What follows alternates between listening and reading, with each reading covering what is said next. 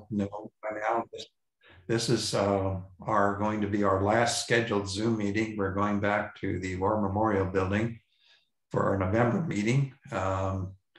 And again, I know you all know this, Josie knows it, but we're requiring everybody that attends be vaccinated. Masks are optional. If you're more comfortable with them, certainly can wear them. They're not going to be required, but vaccinations are, and we will actually check them at the door and see whether you have a card or on your phone. You know, you can get it on, put on your phone. And so we're looking forward to that. But again, welcome to our last Zoom meeting. I think that it's been since our last in-person meeting was in March of 2020. And then we missed a couple of meetings, and then we got set up on Zoom, and we've, I think, had some good meetings ever since, and appreciate everybody's support and help getting us through this period. But we're really looking forward to going back in November. We're having Carl Luna, who I'm sure you all know. He's one of our most popular speakers and the guru about politics. And this has been and continues to be a wild political year. So I think I am, and I think you are too, really looking forward to his presentation.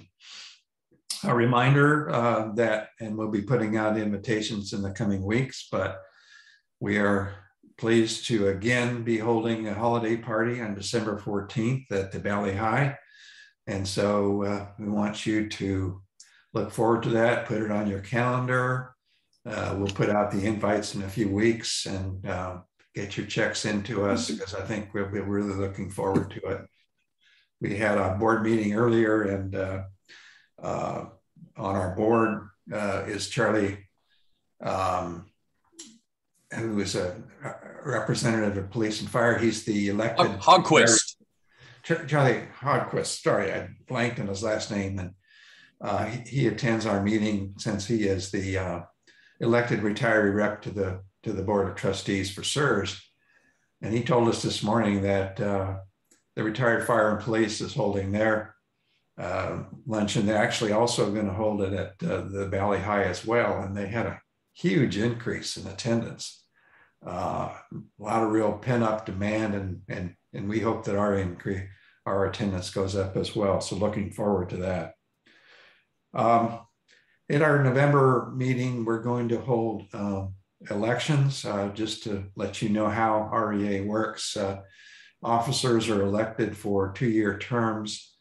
Board members are elected for 3-year terms, and then we have overlapping elections so that we have maybe a third of them at each election. So we'll be holding elections in November.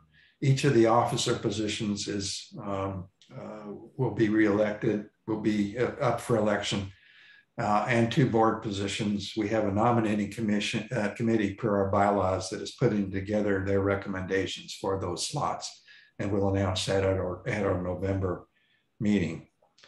We're pleased. I don't see, let's see here. I don't see Stacy. Stacy, you're not with us yet, right? Stacy Lomedico is is an advisor to the board, and it's been real great to have her participation. And she's in charge of setting up a new program called the Volunteer Program, our VP program. She's had, you should have all seen the email blast that we put about this, and she's got like 34 people that have already signed up. So she's starting to work on volunteer opportunities, and I'm feeling really good about that program, and it's just getting underway, and they'll be looking at some opportunities. And so if you've thought about it and keep forgetting about it, you can email Stacy. Let her know you're interested, and she'll put you on the list. And again, there's no obligation. You don't have to email. You'll be able to pick and choose your opportunities as they're presented. Okay. I'd like to adjourn our business portion of our meeting, and I'd like to open the program today. And today is our annual visit from SDCERS for kind of an update on and let us know how it's going to go. And I'd like to introduce Member Services Director, Cynthia Queen, who we all know and love, and she will take the program from there. But Cynthia, take it away. Thank you. Thank you very much. So nice to see everybody today. Each year, SDCERS holds an annual meeting to provide an overview of the health and longevity of your retirement system. This year's annual meeting will be recorded and presented online starting November 15th. Please encourage your friends to watch. Today, we're going to give you a sneak peek of the annual meeting. You'll be hearing from our Chief Investment Officer, Liza Kristofi, our Deputy Chief Executive Officer, Marcel Voorhees-Rossmann, and our CEO, Greg Rodemaker, and me. We'll be glad to answer your questions at the end of our presentation. So now, take it away, Liza. Thank you very much, Cynthia, and good morning, everyone. I am going to be covering performance for the last fiscal year, and I have a couple slides that I'd like to walk you through. So turning to the first slide, this shows you the historical market value of the fund. And at the beginning of the fiscal year, the market value was around $8.3 billion, and we ended the fiscal year at $10.3 billion. And that translates into appreciation or growth in market value of about $2.1 billion. So it was really an extraordinary year. We're currently a little bit above the market value as of the year end at $10.8 billion. We are currently, as you can see from this chart, at the highest level of assets in the history of SDCERS. And this chart goes back to 1999. And you'll also note that we've seen periods of stock market decline, some significant declines. Two of the biggest that we've experienced in recent history are one, the global financial crisis of 2008 and 2009, where the market value actually got down to $3.7 billion, but then you can see it recovered. And then the most recent decline in the stock market was during the first quarter of 2020 when COVID hit. And the market value declined to $7.8 billion. But then again, it recovered. And really one of the key things that I want to leave you with today is the key to this recovery is diversification. Because when the stock market's doing great, you have a tendency to want to have more exposure to stocks. But just to put that in a little perspective, if we had been all in stocks during the global financial crisis, the S&P actually declined 40-some%. Because SDCERS had a diversified portfolio, we suffered during that market downturn, but the portfolio was down 23.8%. And then during the first quarter of 2020, when COVID hit, the S&P was down almost 20%, and SDCERS's portfolio was down 11%. And essentially, the smaller decline you have, the easier it is to recover. And that comes from having a diversified portfolio with a variety of different assets.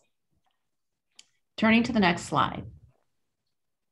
This shows you the investment return for the year ended June 30th, 2021. And you can see we had a very strong year, 24.9% versus the benchmark at 24.4%. This is the highest return since 1986, when we had a return of 26.6%. And really the key driver of overall returns, of course, was stocks.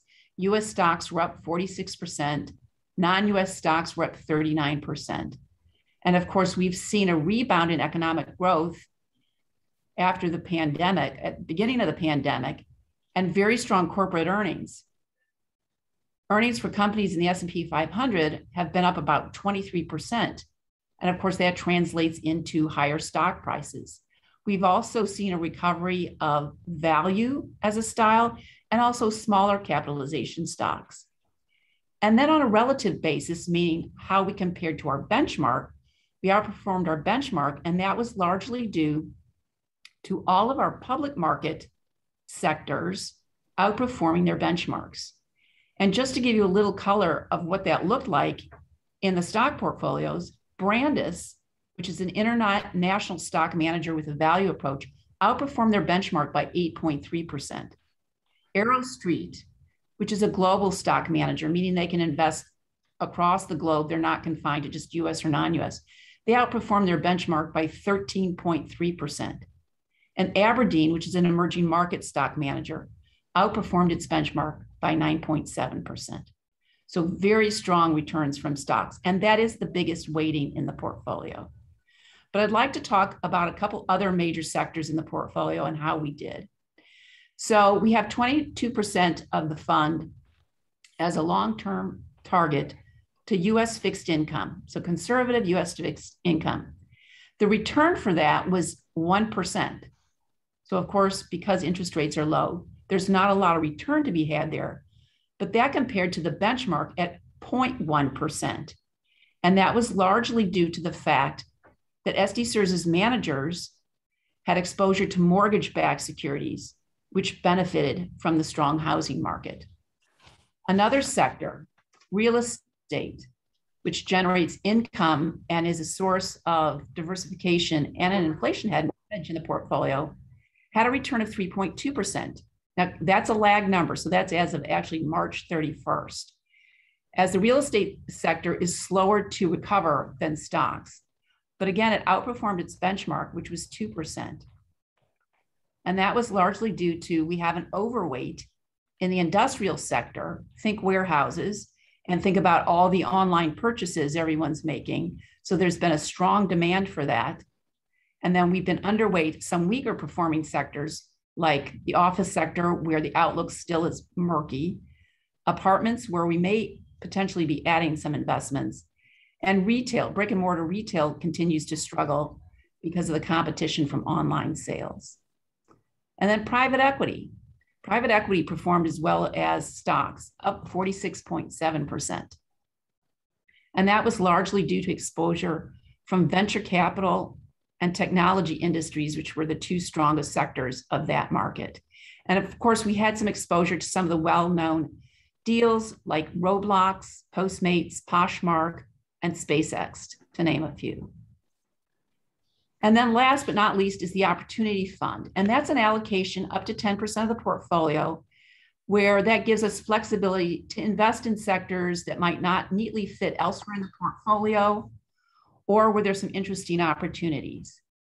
And we're mostly invested in things like bonds and some real estate debt, a nice return of 18.7%, but it didn't keep up with the benchmark of 31%. The benchmark is 78% stocks, 22% in fixed income.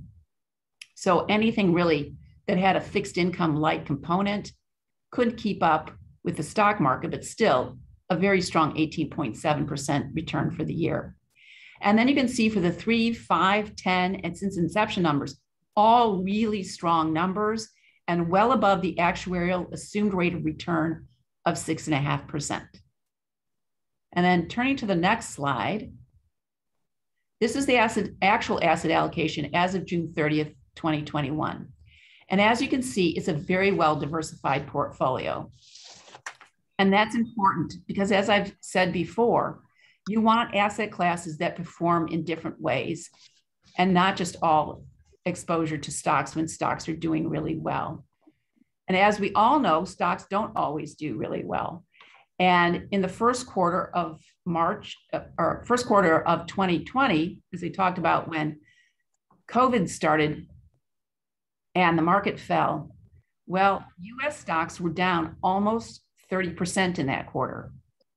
US fixed income was up 2%.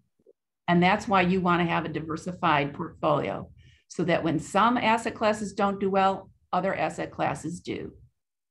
And it really helps in a variety of economic and market scenarios.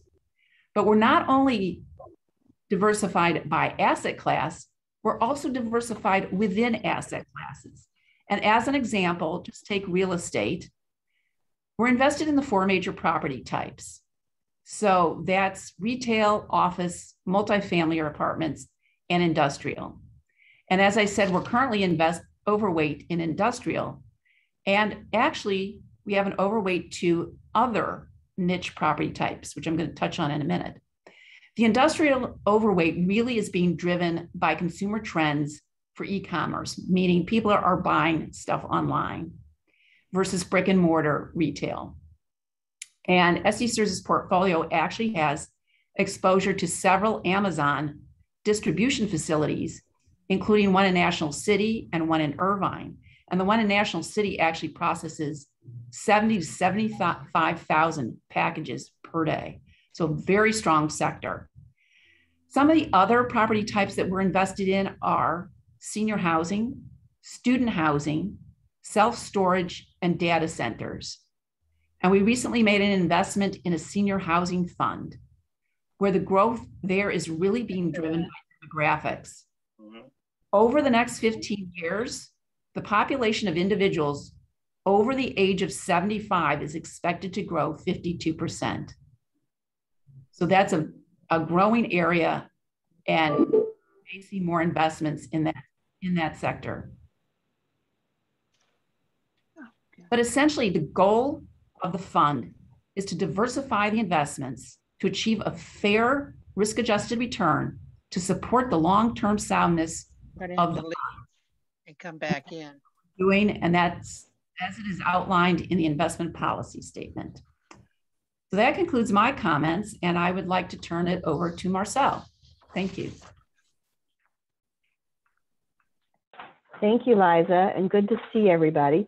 So Liza was just talking about the housing development that we're invested in that is senior housing, and that we have that projection that in 15 years, the increase of people over 75. So just to give you a little bit of a sneak preview for what we're going to talk about at the full annual meeting, we're going to talk about today, tomorrow together, and how we continue to support our retirees. Linking back to Liza's comment, 25% of our retirees are over 75 years old. So we have a significant number of our retirees.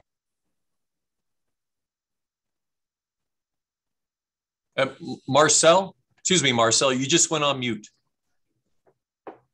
That is weird. I didn't touch anything. Did you hear me before, or have I been muted the entire time? No. We heard the wonderful comment about the age of our retirees. Ah, okay. So, I think someone administratively muted me. So I'll start again because I'm not sure what all you heard. So we're going to talk about, again, at our full annual meeting, we're talking about today, tomorrow together, and how we continue to support our retirees. Liza talked about the growing population over 75. We have got 25% of our retirees are over 75 years old. That's a fairly significant number. But we have ones that are even older than that. We have got 12% that are over 80. We have 4 retirees who are 100 or older. I think that's really impressive. And right on their heels are 183 retirees who are in their 90s. So we'll talk about that a bit more and how the demographics are changing and how SDCERS is supporting that changing population. So that'll be at the full annual meeting. But I know what you really want to hear from me today is what is the board going to do in November about the annual supplemental benefits? You got it right. Oh, that's what everybody wants to know. So right now, staff is recommending to the board that they approve payment of the annual supplemental benefit. As you all know, until the board votes on it on November 5th, it doesn't really happen, but staff is recommending it, and we anticipate that that will be what happens. And with that, I'm going to turn it over to Greg Rademacher. Thank you. Thank you, Marcel. And again, it's great to see everybody. It's always fun to get together with our REA friends. And I would like to thank the REA board for the opportunity to speak with you today. I really appreciate our collaborative relationship. Love working closely with Dick and the rest of the leadership team here. So again, thank you. So reflecting on the first part of our theme is today, and it made me realize how utterly fascinating today truly is. There is so much going on today in all aspects of our community. Now, much of could be viewed kind of as a dark cloud.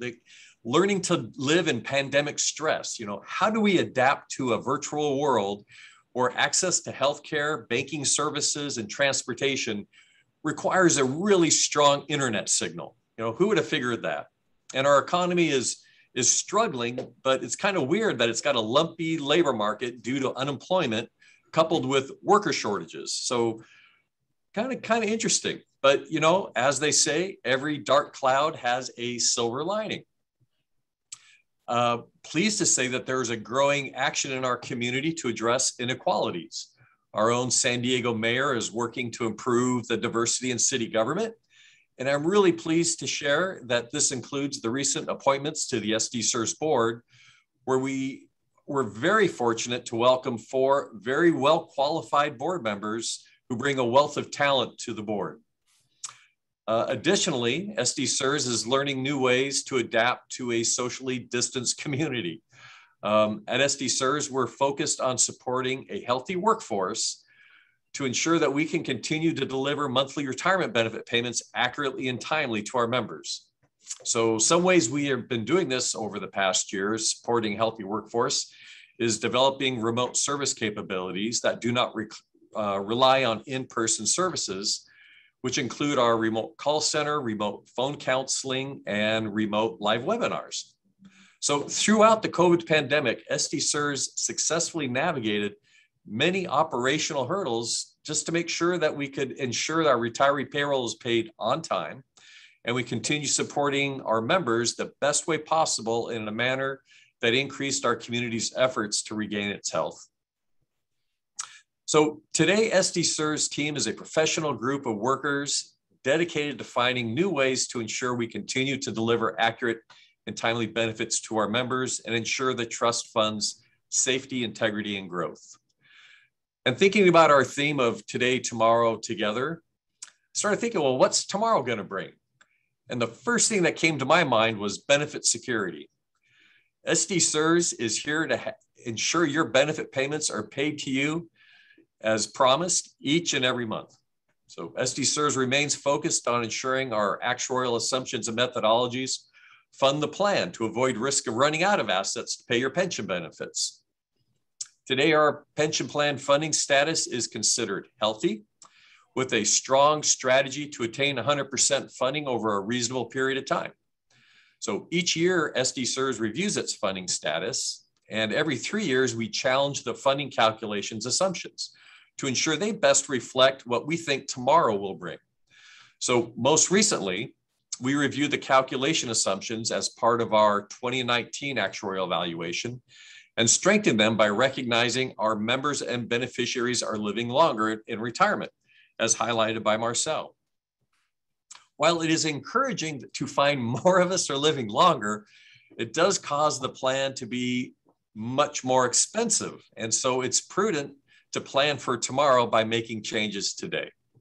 So adjusting the plan cost today so the employee's pension is funded by the generation of taxpayers that receive the employee's services is a cornerstone of SDCERS' intergenerational equity funding objective. So the SDCERS $10.8 billion investment portfolio is more than enough to cover all current retiree and beneficiary benefit payments for their expected long and longer lifetimes. This is your benefit security, and this is what we'll be working on for the future. So SDCERS is doing well and is well positioned to ensure that your promised benefit today and tomorrow and forevermore is paid to you. So thinking about our theme today, tomorrow, together, I started thinking about, well, what are we doing together? And it may sound like a cliche, but we are all in this together. The SDCERS board, staff, and consultants, together with our retiree organizations, active member organizations, and plan sponsors, each have an important role in ensuring the health and ability for SDCERS to complete its mission to deliver accurate and timely benefits and ensure the trust fund's safety, integrity, and growth. For example, REA, being highlighted today, plays a vital watchdog role in monitoring ongoing development in public employee retirement provisions, advocating for the interests of its members, monitoring activities affecting SDCERS, speaking before SDCERS board and city council on issues of interest to retirees, and meeting regularly with the SDCERS CEO and staff, representatives of the mayor's office. So the plan sponsors define the benefit plan design and the reliability to pay the required employer contributions into the SDCERS trust. For the city, it's also great to see them working together with the active member organizations to find a path forward to reopen the closed portion of the city plan. Now, the SDCERS board established a set of core values as a guide in safeguarding and delivering your pension benefits as we work together with all of our stakeholder groups. And they are customer service, accountability, professionalism, fiduciary integrity, and transparency. So SDCERS is really excited about today and tomorrow and looking forward to collaborative working together with our retiree organizations, especially REA, active member organizations, and plan sponsors. And as we are together today, please give me one more moment to share the news. The SDCERS board unanimously appointed Karina Coleman as our board president. If you don't know Karina is an accomplished investment professional with a wealth of experience at Sempra Energy and the Walt Disney Company, including managing tax-exempt and tax-sensitive assets for qualified and non-qualified retirement plans, constructing portfolios to meet return and risk objectives, conducting investment manager due diligence, negotiating investment management agreements, corporate treasury management, and analyzing risk and performance. Also, her past SDCERS board service included serving as our board vice president and investment committee chair. President Coleman will be supported by Vice President and Audit Committee member Paul Kaufman, our disability chair, our very own retiree representative Charlie Hogquist, Business and Governance Committee Chair Bobby Spoon, and our Investment Committee Chair Cliff Shearson. And we are blessed to have these volunteers on our board, along with all of our board members, today, tomorrow, and together. Thank you very much, and sending it back to you, Cynthia. Thank you, Greg.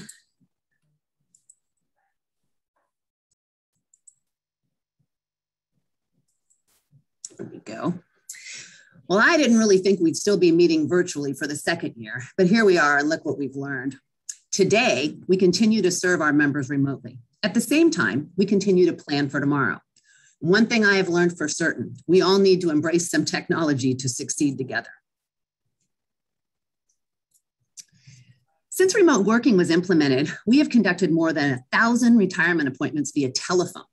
I'm thankful for staff's commitment to customer service. What we found is the new format pushed us to develop new tools and resources to educate members about their future retirement benefits. Members who have not yet retired are encouraged to attend a pre-retirement webinar, which are held monthly. Members are encouraged to start the retirement process online, as this provides an excellent overview of the benefit choices, and members can run their own benefit estimates prior to the appointment. For each retirement appointment, the counselor emails the member and provides the appointment details, as well as links to documents and resources on each of the retirement decisions. Members are encouraged to watch a short video on retirement, which helps simplify the concept.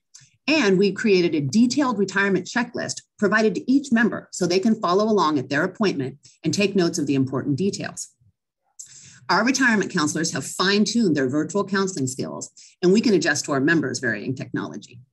Members can sign their retirement application using DocuSign, or by simply signing the document they print and then scanning and emailing it back. For a small group of folks, we exchanged information via regular mail, and that worked as well. That's integrity in serving our members with additional needs. And check this out, most important part, we tell each member that we speak to how to join REA and the resources that your association provides. The link to joining REA is included in that pre-appointment email, and it is listed on our counseling checklist. And we even have a section on our webpage that highlights your website and provides a copy of the application right on the front, even before they get to it. As you all know, technology is constantly changing. We've embraced so many aspects of technology in our lives, yet every one of us has experienced some type of technical challenge, including in the last half an hour. SDCERS also has technology issues. How many of you have had a day where your cell phone service has an outage or your internet connection can't handle all the needs of your household? This is happening all over the world, and all businesses must continue to adjust to the changing demands and limits of the world. Cybercrime is a very real and daily threat.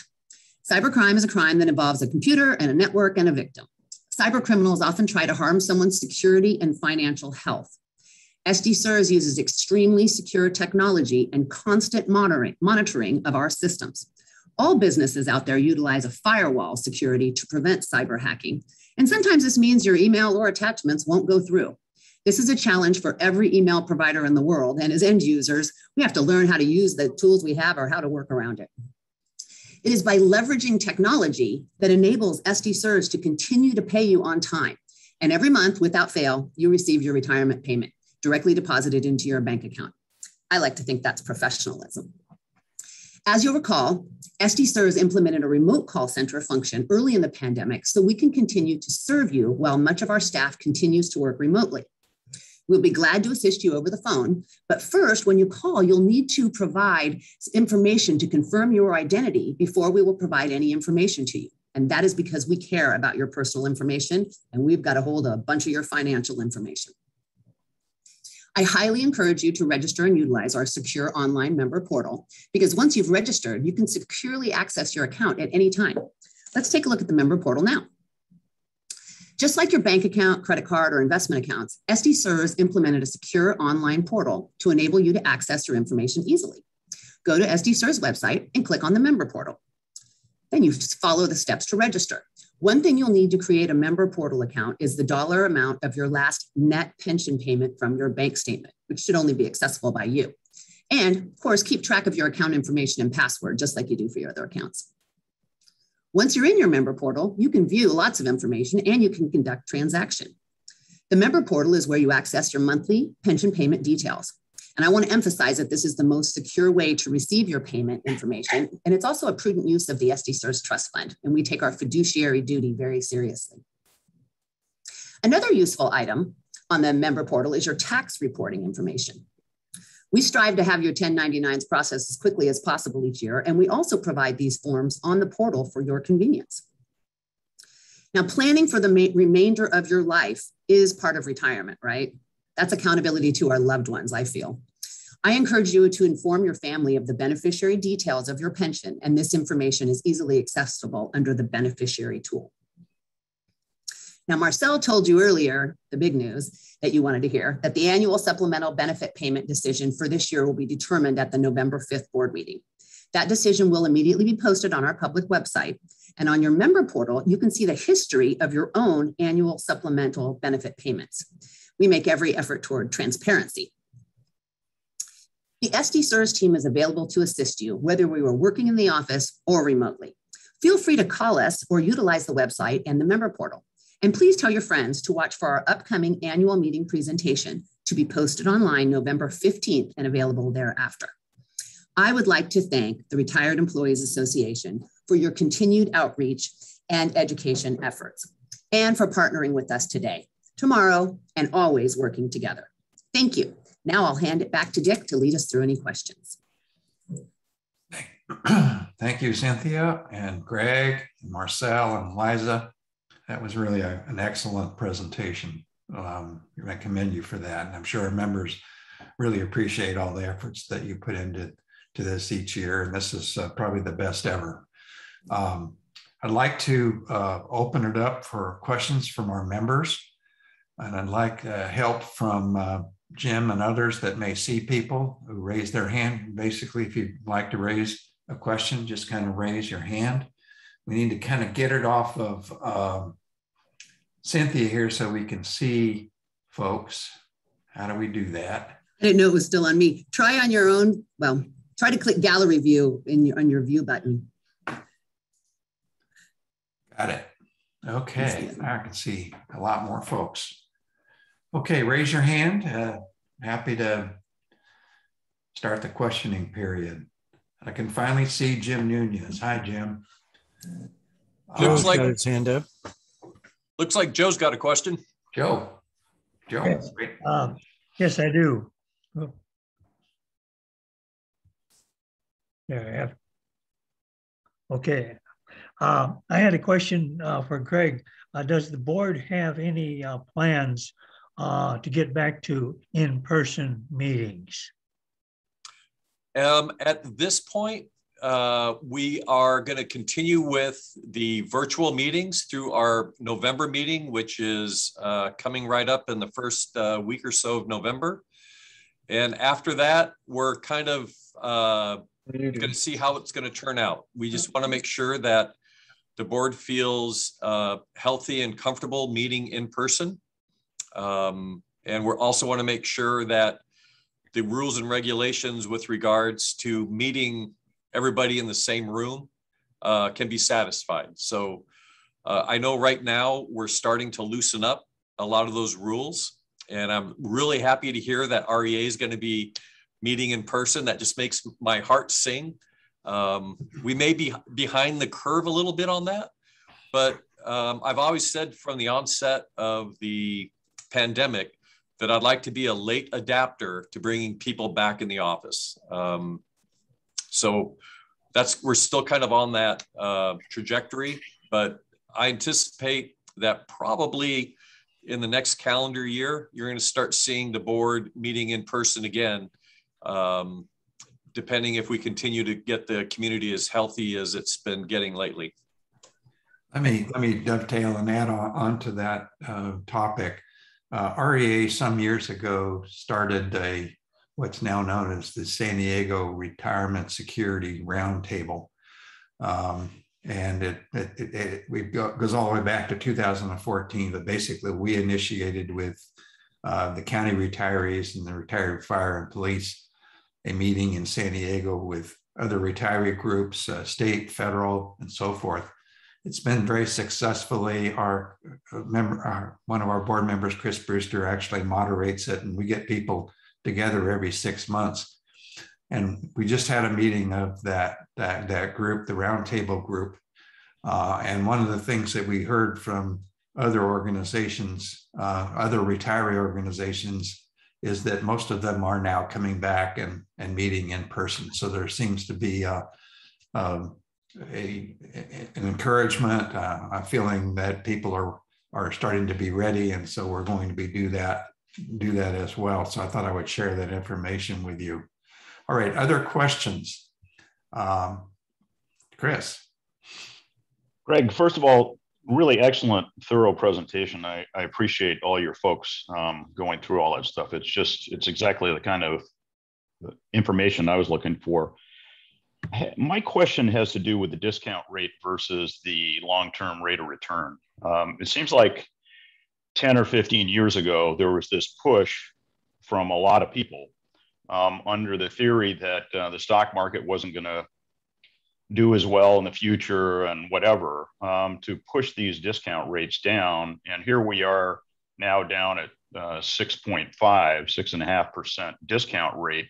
But as was explained, our return since inception is 9.1%, and over 10 years, 8.7%. So we've got a gap there between what the expected rate of return is and what the actual rate of return is. And it seems like that has some substantial meaning in terms of the city and how much the city has to contribute, because they're contributing based on, if I understand correctly, to a large degree, that discount rate versus the reality that we're experiencing. And I wonder if you could comment on that. Oh, I would love to. And I'm sure Marcel, who also loves the world of actuarial science, will be unmuting her speaker at some point in this conversation.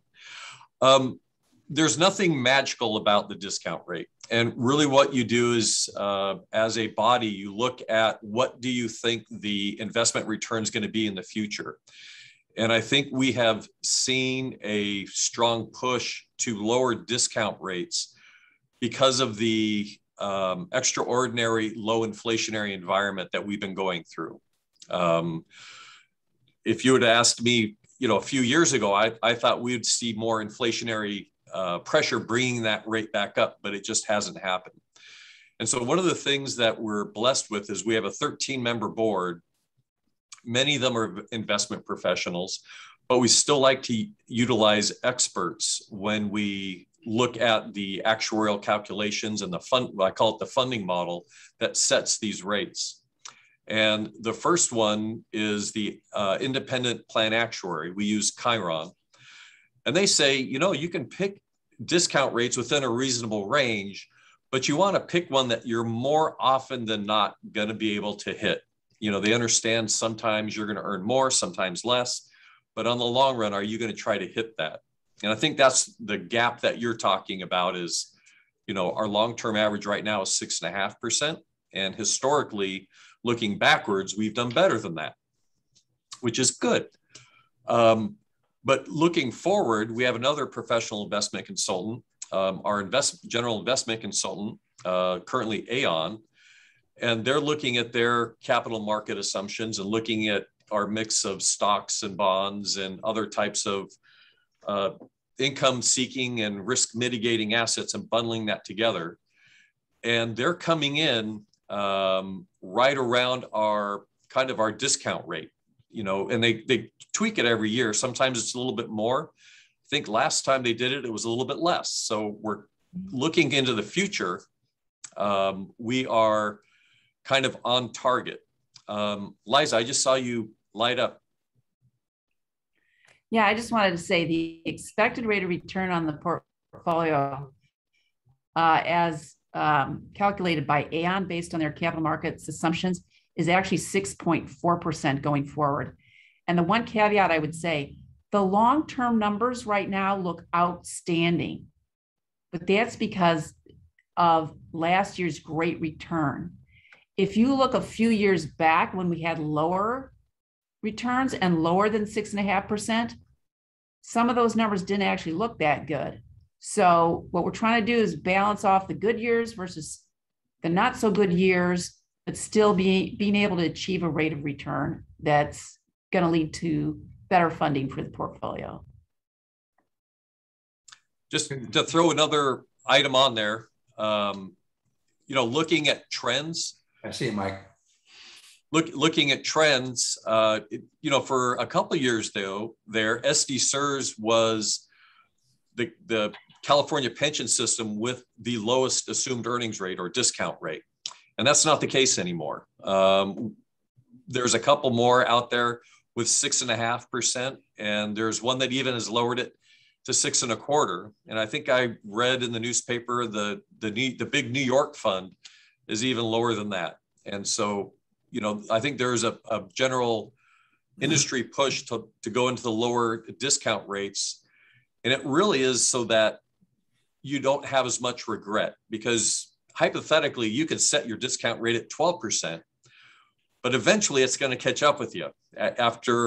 For us, it would be in 15 years, the city would have huge amounts of money to contribute because we would not be able to match that very, very high actual rate of return.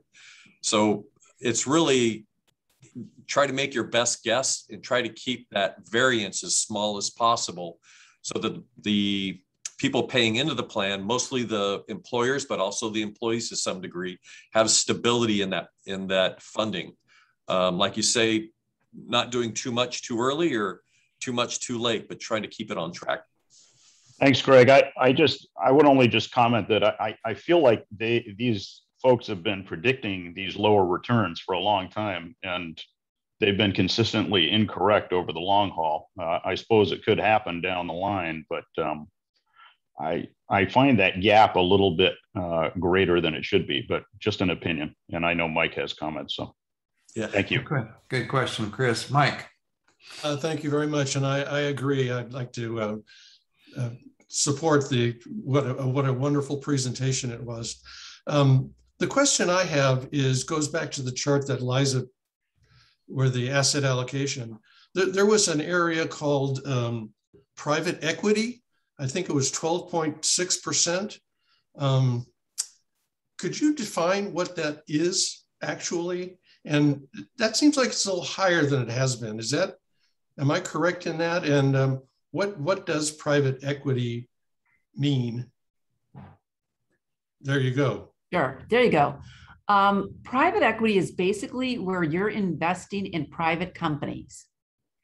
So these are not publicly traded companies. These are firms that are buying private companies, and in some cases, they're restructuring the companies and then eventually taking them public so that that's a source of gain and return for that category. But basically, you're investing in a variety of different types of companies. And it can be, we're investing in things like what we call primary funds, where it's a fund just investing in different private equity companies. We could be investing in co-investments. So we're investing in one company alongside a general partner. We're investing in secondaries, where we're investing perhaps in a portfolio that's already invested in companies. And so we can see what that cash flow looks like and what the potential return there is. But it's essentially all private companies. So does SDCERS staff actually go out and analyze the companies, or do you hire a firm to do that for you? No.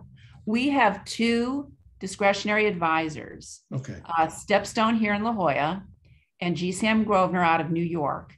And they're experts in that. And they're the ones who manage that for us. And they bring the recommendations to us and we look at them. But no, they have big teams, global teams, assessing opportunities in this sector of the portfolio. And you're correct in saying that our allocation to private equity at 12.6% is higher than it has been. The target allocation for private equity is 10%, but because we've seen so much growth in that sector, we're actually above our target weight.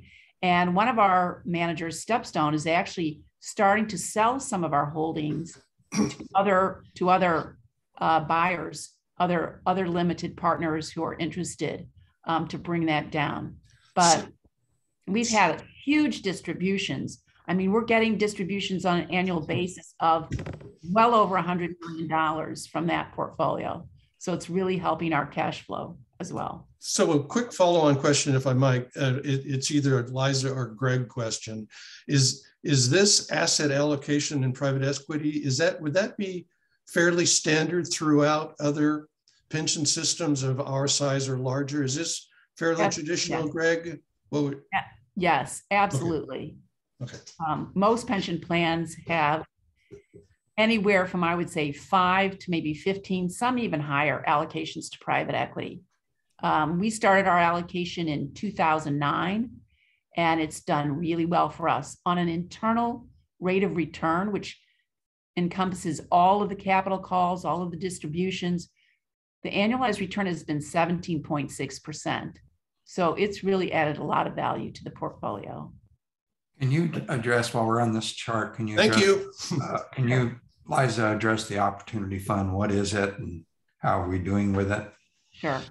So the Opportunity Fund was created to provide flexibility in the portfolio.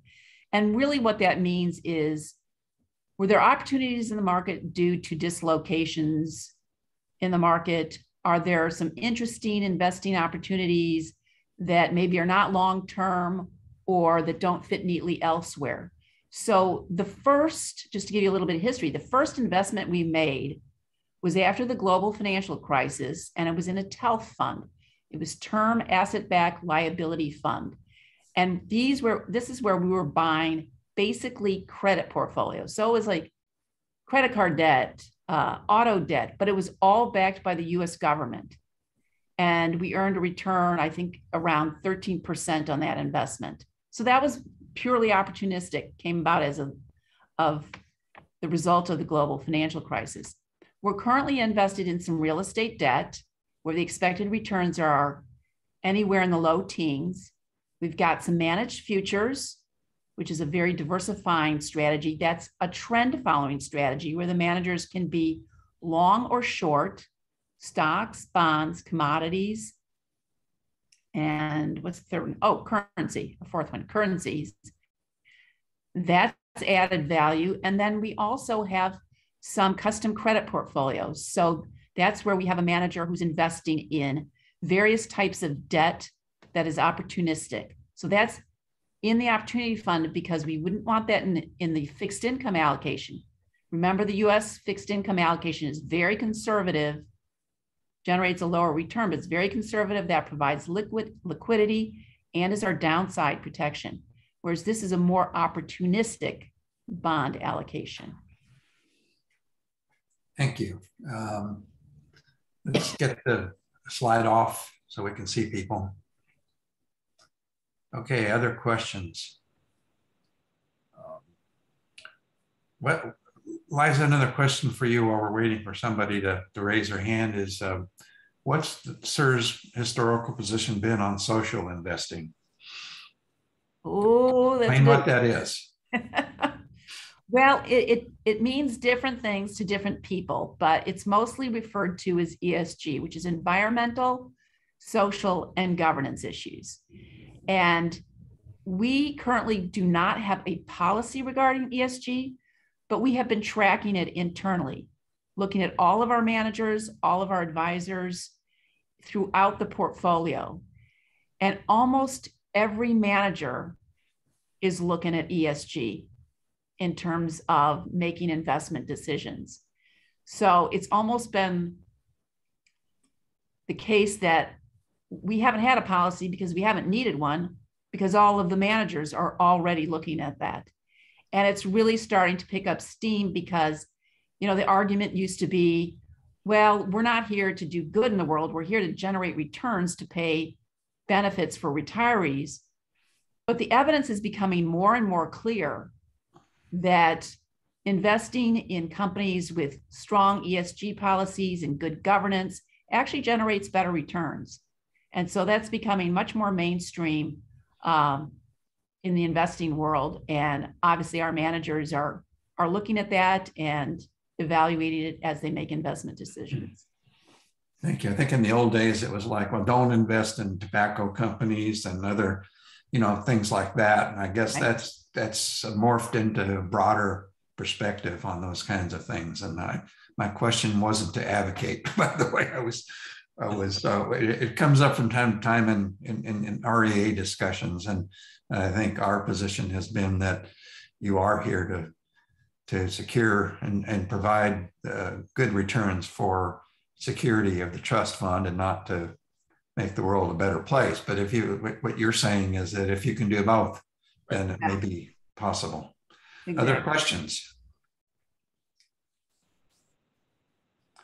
Greg, can you address Prop B in terms of SDCERS' interest in it and what your participation is in that? Sure, I can address Prop B, but we are fortunate. We are so lucky today. We have a Prop B expert on our panel today in Marcel Rossman. So Marcel, take it away. Sure. So the city is still in negotiations with all 6 of their unions on how they will be unwinding Prop B. From our perspective, it appears that at some point in the future, there will be a day when employees are eligible to join SDCERS, and we are absolutely prepared for that whenever it happens. That will happen all electronically. So when the city decides that whatever the day is, November 1st, we're going to put these 3,800 people into the system, they'll send it over through the regular payroll transmittal and it will auto-enroll them. We've already been enrolling about 30 new members every pay period since July 10th, when the city reopened the pension plan. So we still have that group of 3,800 people, about 3,800 people that were hired from July 20th of 2012 through July 9th of 2021. Too many Julys and 2s in there. So we know that we're able to handle that. The second piece of that is what will happen to the time that they were employed by the city and not participating in SDCERS. And we have worked with the city and we've worked with our actuary to get some preliminary numbers out there. They're very rough and now stale numbers, but we continue to provide support to the city and to the unions as they request it from us on how this will work going forward. We have an internal team that met last week and we're meeting again next week to make sure that our systems will be able to handle whatever the possible resolution is. They're very interesting meetings because we don't know what the city's going to do yet. So we have to say, well, brainstorm on our own. What if they did A? What if they did B? What if they did C? How can we handle that? And again, we are confident that our systems will be able to handle whatever it is the city ends up negotiating. I'm hoping that they come to a resolution soon so we can put this behind us, but they are still, as I said, negotiating with the unions. Once this piece is done, there is still one more piece, and that is the approximately 1,800 people who started working for the city after July 20th, 2012, and have since separated service. And we don't know what those people have done. The city doesn't, we don't know who they are. SDCERS doesn't know who they are. The city doesn't know what they've done. If they've gone to work for another pension system or another government entity, if they have retired, if they've gone in the private sector. So that is the next big piece of this after we get this first 3,800 people resolved. So unfortunately, the answer still is we don't know exactly what's going to happen, but we are actively working to make sure that we are prepared for whatever it is that the city does end up negotiating and settling on with their unions. And I'm happy to answer any other questions you may have. Thank you for that. Specifics that I didn't cover. Thank you for that, Marcel and Greg. REA, of course, was thrilled that the Prop B was, after 10 years or so, finally overturned, and since then we've been concerned that the city makes sure that SERS is intricately involved in unraveling it, and that there are no unintended consequences as a result of decisions the city makes that SERS is left holding the bag on. And I've been very pleased. I know Greg and I always talk about it, that the city is including them actively. And Marcel, thank you for your participation in that. And we're real happy that this is coming along. We've got time for maybe one or two more questions. We're about finished up here. Is there anybody else? Do I see any hands?